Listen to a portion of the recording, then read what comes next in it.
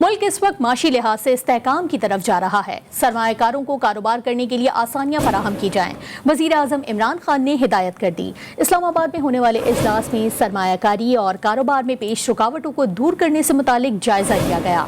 वज़ीर आज़म का कहना था कि तमाम वफाकी वजारतें और सूबाई हुकूमतें सरमायाकारी को फ़रोग़ दें, इस ज़मन में तयशुदा अहदाफ बर वक्त मुकम्मल करें। वज़ीर ख़ज़ाना शौकत तरीन ने इक़्तिसादी सर्वे 2020-21 जारी कर दिया। प्री बजट प्रेस कॉन्फ्रेंस में उनका कहना था कि मईशत बहाल हो रही है और अब हम इस्तेहकाम की तरफ बढ़ रहे हैं। वज़ीर ख़ज़ाना का कहना था कि तरसीलात ज़र साबित करती है कि ओवरसीज़ का इमरान खान से ताल्लुक़ है।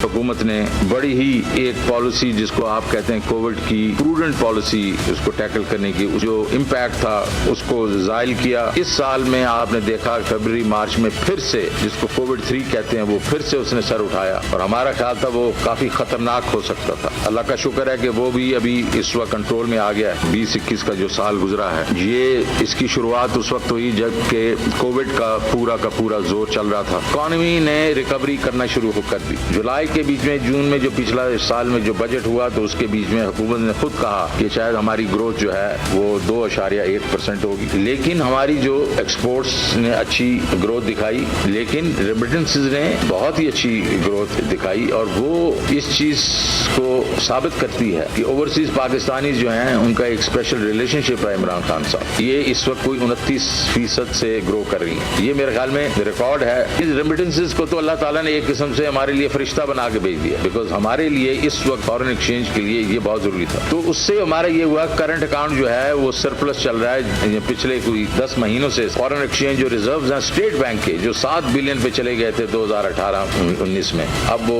कुछ $16 बिलियन पे आ गए हैं, जो कि 4 साल का एक बुलंद तरीन फिगर है। आप ये भी है कि हम लोग अपना जो प्राइमरी बैलेंस है उसको हमने सरप्लस में लेके चले गए।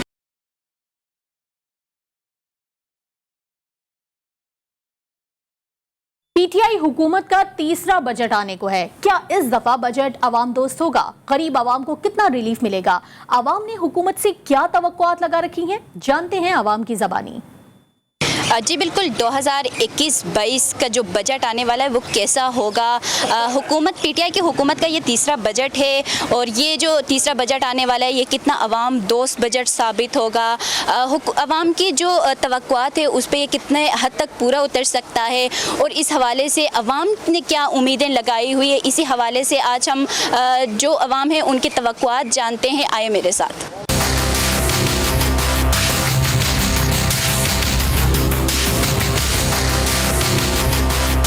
हमें तो इन पर कोई तवक्कुआत नहीं है, क्योंकि इन्होंने 2.5-3 साल के अंदर जो आवाम के साथ इन्होंने धोखा किया और आवाम का इन्होंने खून पसीना चूसा।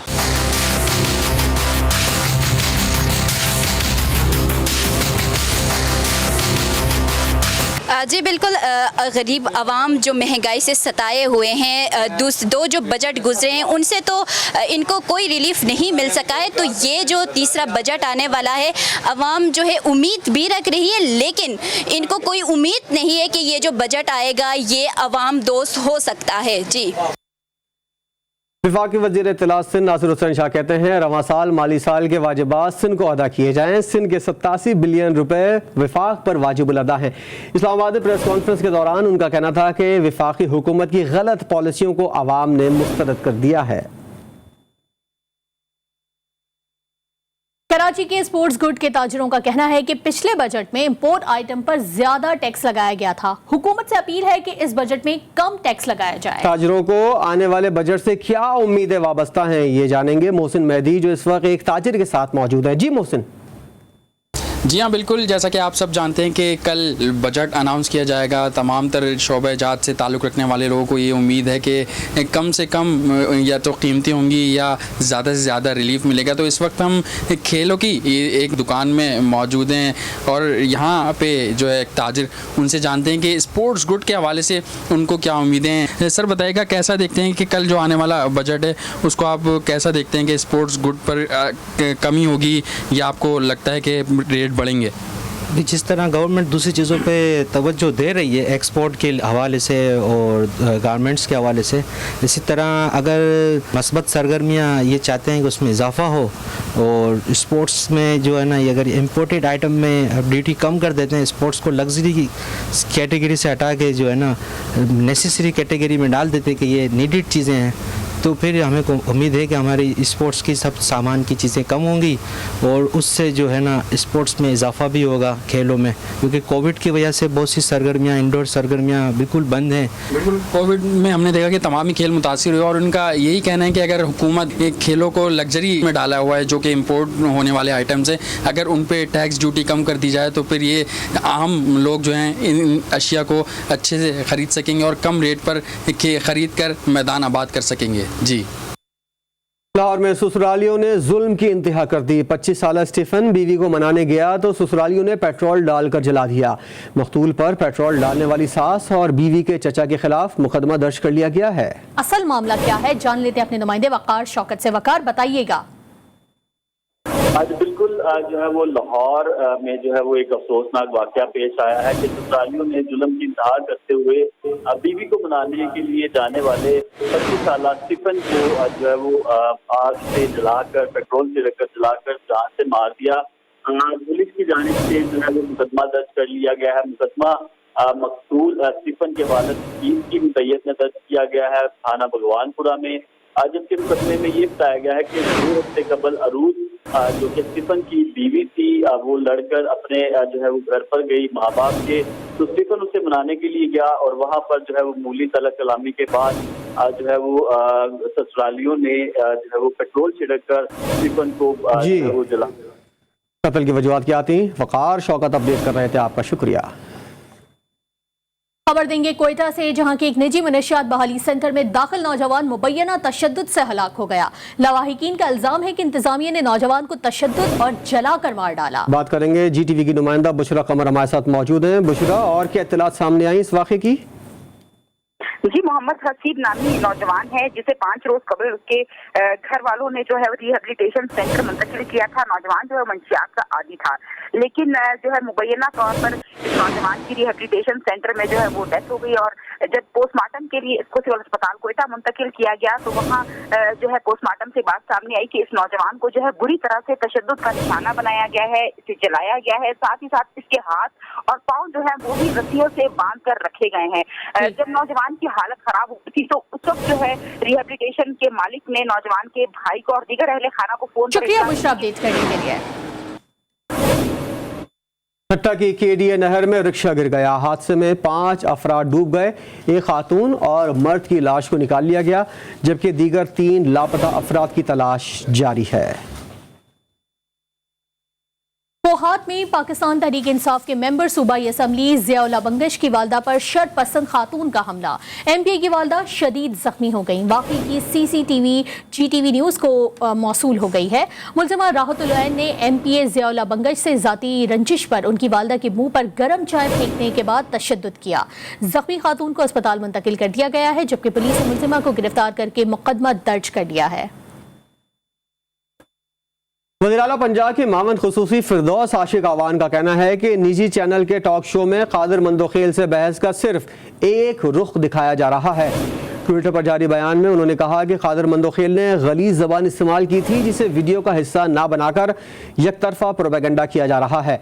फिरदौस आशिक आवान ने दावा किया कि मंदोखेल ने न सिर्फ उन्हें बल्कि उनके वालिद को भी गालियाँ दी थीं। ऐसे बद तहजीब सियासत और माशरे के चेहरे पर बदनुमा धब्बे हैं। मैंने कादिर मंदोखेल ने मुसलसल मेरे खिलाफ फोश ज़बान इस्तेमाल की।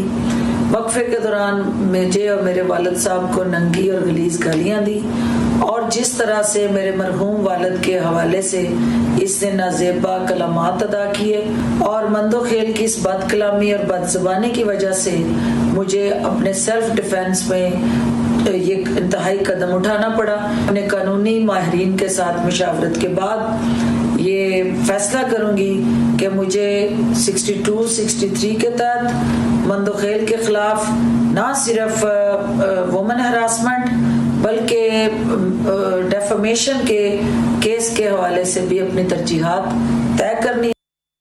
जबकि दूसरी जानिब पीपल्स पार्टी के रुकन कौमी असम्बली कादर मंदोखेल कहते हैं कि फिरदौस आशिक अवान से ज्यादा कानून जानता हूँ। अगर कानूनी चाराजोई करनी है तो मैं भी अपना दिफा करूंगा और अगर वो माफी मांगती हैं तो मैं माफ कर दूंगा।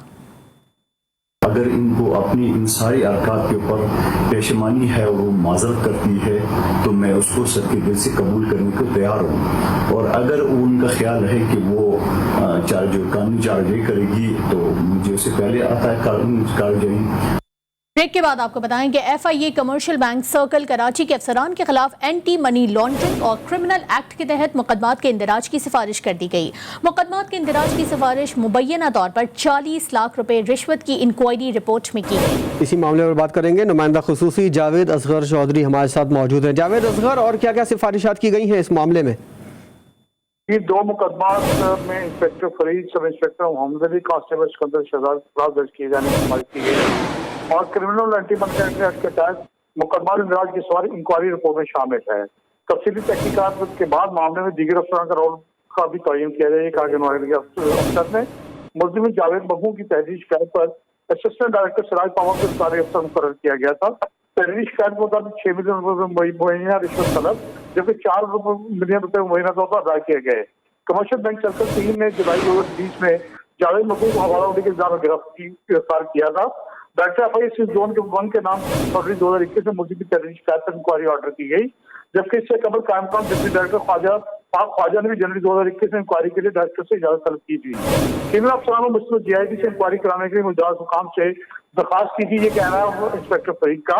29 मई 2021 की इस दरखास्त पर कार्रवाई न होने पर अदालत को रजू किया है और इंस्पेक्टर फरीद के मुताबिक अदालत आलिया ने मुतल्लिका हुकाम को 18 जून के लिए नोटिस जारी कर दिए हैं। इंस्पेक्टर फरीद के मुताबिक जो इंक्वायरी अफसर है उसके हवाले से एतराज किया गया था कि इससे इंक्वायरी ना करवाई जाए, उसके बावजूद इंक्वायरी की गई है और उनका ये कहना है कि मुलजिम के खिलाफ वो बाकायदा तौर पर लीगल कॉमेंट्स भी आ गई, जिसके बाद जो मुलजमान के खिलाफ बाकायदा तो हवाला उंडी के इल्जाम भी साबित हो गए और उन्होंने कहा कि इस हवाले से अदालती इक़ामात पर वो अमल दरामद करेंगे। जी शुक्रिया जावेद असगर चौधरी। पेशावर हाई कोर्ट का ईद से कबल बड़ा फैसला सामने आ गया है। अदालत ने बैरून मुल्क मवेशियों की बरामद पर पाबंदी आयद कर दी है। हाई कोर्ट में पोल्ट्री और दीगर अशिया की कीमतों में इजाफे के खिलाफ दायर दरख्वास्त की समाअत करते हुए अदालत ने तमाम डिप्टी कमिश्नर को मवेशियों की स्मगलिंग की रोकथाम की हिदायत कर दी है।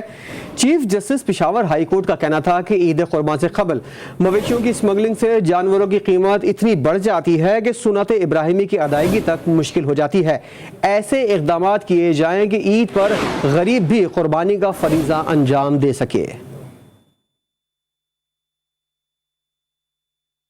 एक ब्रेक के बाद हाजिर होंगे हेडलाइंस के साथ। देखते रहिए GTV न्यूज़।